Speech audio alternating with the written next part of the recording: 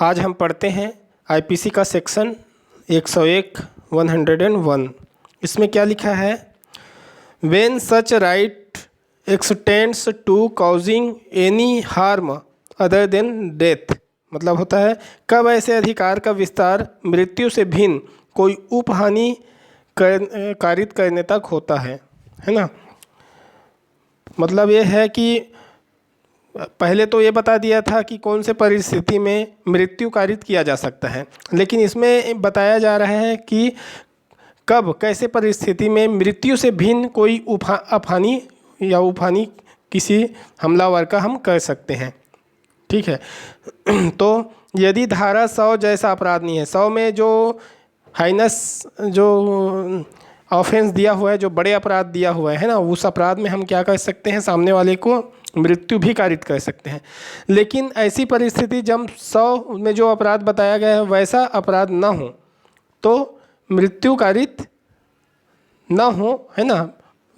तो मृत्यु कारित नहीं हो ऐसे अपराध को हम कर सकते, ऐसे हम अपहानि उसको कारित कर सकते हैं ना। उसका मृत्यु कारित नहीं कर सकते अगर ये वाला अपराध ना हो तो, लेकिन बाकी उसको अपहानि या नुकसान अपने बचाव में हम उसको कर सकते हैं। दूसरा क्या बताया जा रहा है? धारा 99 की निर्बंधनों के अध्ययन, मतलब धारा 99 में जो निर्बंध बताए गए हैं ना उसके अधीन, मतलब ये लागू होगा 99 भी। हमलावर की मृत्यु से भिन्न अन्य उपहानि हम कर सकते हैं। ठीक है। तो ये मृत्यु कारित नहीं हो सकता है, ये बात को ध्यान रखना है। अगर धारा 100 के अंतर्गत जो अपराध बताए हैं वो अपराध अगर नहीं है तो हम उसका मृत्यु कारित नहीं कर सकते, लेकिन अन्य उपहानि जरूर कर सकते हैं जब उसके भिन्न कोई अपराध कर रहे हैं तो। अब section 102 commencement and continuance of the right of private defence of the body, शरीर की प्राइवेट प्रतिरक्षा के अधिकार का प्रारंभ और बना रहना। मतलब कब हमारे अधिकार का जो प्रतिरक्षा का अधिकार है वो शुरू होता है और कब तक ये अधिकार बना रहता है, मतलब उसका बचाव हम कब तक कर सकते हैं। तो इसका प्रारंभ कब होगा शरीर की प्रतिरक्षा का? जब अपराध करने का यदि प्रयत्न किया जाता है या धमकी दिया जाता है तब शरीर के संकट की युक्ति युक्त आशंका, मतलब हमारे शरीर को संकट होने वाला है ऐसा युक्ति युक्त यदि आशंका हो जाता है तब ये प्रारंभ हो जाता है प्राइवेट प्रतिरक्षा का अधिकार। और कब तक बने रहेगा? जब तक शरीर के संकट की युक्ति युक्त आशंका बना रहेगा तब तक हमारा अधिकार भी बना रहेगा। ठीक है। उसके बाद है section 103 when the right of private defence of property extend to causing death. कहा जा रहा है कि कब संपत्ति की प्राइवेट प्रतिरक्षा के लिए अधिकार का विस्तार मृत्यु कारित करने तक हो सकता है। हमारा जो संपत्ति है उसकी जो प्रतिरक्षा क्या जो अधिकार है उसके संबंध में कब हम उसको रक्षा करने के लिए हमलावर की मृत्यु भी कर सकते हैं। तो जो अधिकार दिया गया है वो धारा 99 जो दिया है निर्बंध उसके अधीन रहेगा। तो फर्स्ट कब कर सकते हैं? फर्स्ट पहला जब लूट कारित किया जा रहा हो तब हम मृत्यु कारित कर सकते हैं सामने वाले का।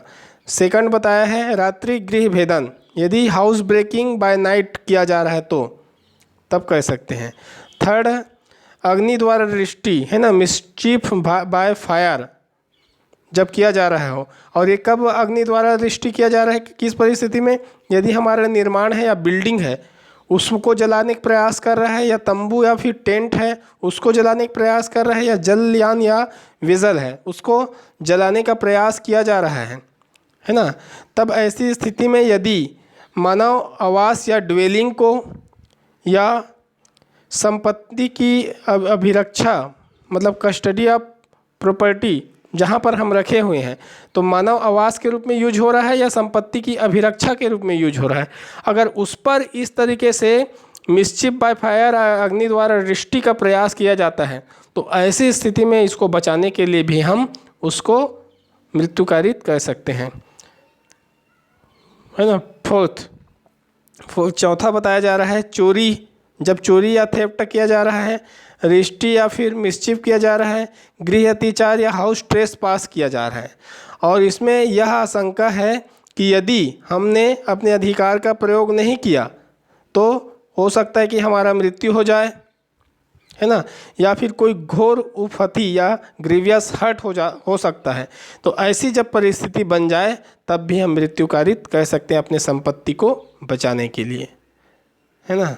चलिए, उसके बाद है section 104, when such right extends to causing any harm other than death, है ना। जब संपत्ति की रक्षा की बात आता है तो कौन से परिस्थिति हैं जिसमें मृत्यु कारित नहीं कर सकते लेकिन दूसरे का जो है कारित कर सकते हैं। ऐसे अधिकार का विस्तार मृत्यु से भिन्न कोई अपहानि कारित करने तक कब होता है? तो दूसरा तो इसमें ये है, यदि धारा 103 जैसा अपराध नहीं है, है ना। जैसे 100 में बॉडी के लिए जो हाइनस अपराध था, वैसे ही 103 में संपत्ति से संबंधित हाइनस अपराध है जिसमें मृत्यु कर सकते हैं। लेकिन इसमें क्या बताया है कि यदि उस संपत्ति वाला जो बात है वो 103 जैसा अपराध नहीं है, मतलब छोटा मोटा है, तो मृत्यु कारित नहीं कर सकते ऐसी परिस्थिति में। तो धारा 199 की निर्बंधों के अध्ययन हमलावर की मृत्यु से भिन्न अन्य उपहानि को हाँ कर सकते हैं हम, ठीक है। तो यह है। अब उसके बाद है धारा 105 बताया है, commencement and continuance of the right of private defence of property. तो जिस प्रकार से बॉडी का हमने पढ़ा था उसी तरीके से संपत्ति का जो प्राइवेट प्रतिरक्षा का अधिकार है वो कब प्रारंभ होगा और कब तक बना रहेगा? तो प्रारंभ इसका होगा जब संपत्ति के संकट की युक्तियुक्त आशंका प्रारंभ हो जाता है ना। हमको पता चल जाता है कि हमारे संपत्ति का युक्तियुक्त मतलब उसका संकट होने वाला है और प्रारंभ हो जाता है संकट, तब हमारा जो अधिकार है वो भी प्रारंभ हो जाता है। और कब तक बनेगा? तब तक जब जैसे चोरी होने की आशंका है तो ऐसी स्थिति में अपराधी संपत्ति सहित यदि पहुंच से बाहर हो जाता है तब तो हम कुछ कर ही नहीं पाएंगे, है ना। तब भी हमारा जो अधिकार है वो बाहर हो जाएगा। लोक प्रतिकारी से सहायता यदि प्राप्त हो जाता है तो हमारा अब चिंता दूर हो जाएगा, क्योंकि लोक प्राधिकारी का काम होगा उसको बचाना, तब भी ख़त्म हो जाएगा। और संपत्ति रिकवर हो जाए, जो चोरी किया था वो हमको प्राप्त हो गया, चोर को पकड़ के वापस करा दिया, जैसा भी हो, तब भी वो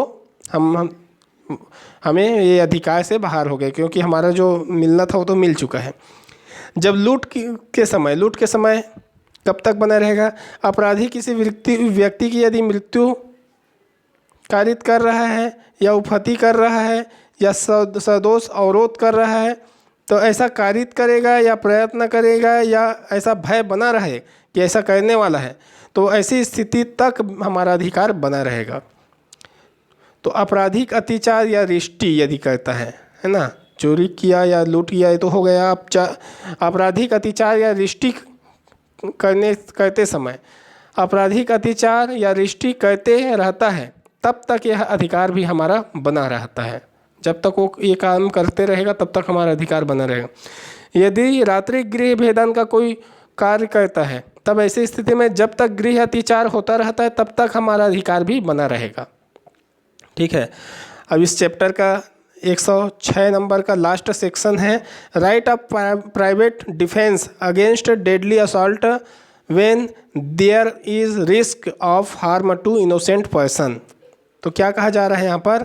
घातक हमले के विरुद्ध प्राइवेट प्रतिरक्षा का अधिकार जबकि निर्दोष व्यक्ति को उपहानि होने की जोखिम हो। मतलब हम अपने प्राइवेट प्रतिरक्षा का अधिकार का यूज कर रहे हैं हमारे ऊपर जब घातक हमला हो रहा है, तो ऐसी स्थिति में यदि किसी निर्दोष को भी हमसे प्रतिरक्षा करते समय यदि किसी को कोई उपहानि हो रहा है, नुकसान हो रहा है, तब क्या परिस्थिति होगा? क्या उस निर्दोष पर जो नुकसान हुआ है उसका जिम्मेदार हम होंगे या हम अपराधी हो जाएंगे? इसको देखते हैं, एग्जाम्पल द्वारा पता चल जाएगा। मान लो एक भीड़ है, भीड़ द्वारा क्या हो, एक नाम के व्यक्ति है, इसके ऊपर आक्रमण किया जा रहा है और ये लोग मार मार के इसको हत्या करने का प्रयत्न करते हैं। तो ऐसी स्थिति में एक को अपने बचाव के लिए, है ना, अधिकार प्रारंभ हो जाता है। तो लेकिन परिस्थिति ऐसा है कि आसपास छोटे छोटे शिशु है ना, तो अगर जो भीड़ है उस पर यदि ये गोली चलाता है तो इन बच्चे को भी, शिशु को भी पड़ सकता है। लेकिन ए को तो अपना जान भी बचाना है, और यदि यह जोखिम के बिना यदि गोली नहीं चला सकता, मतलब गोली चलाएगा तो बच्चे को पड़ने का जोखिम है ही और कोई चारा नहीं है, तो ऐसी स्थिति में यदि गोली चला देता है ये और शिशु को कोई अफहानि हो जाता है, नुकसान हो जाता है, तो ये अपराधी नहीं है, ए पर अपराध नहीं लगेगा। ठीक है, तो इस प्रकार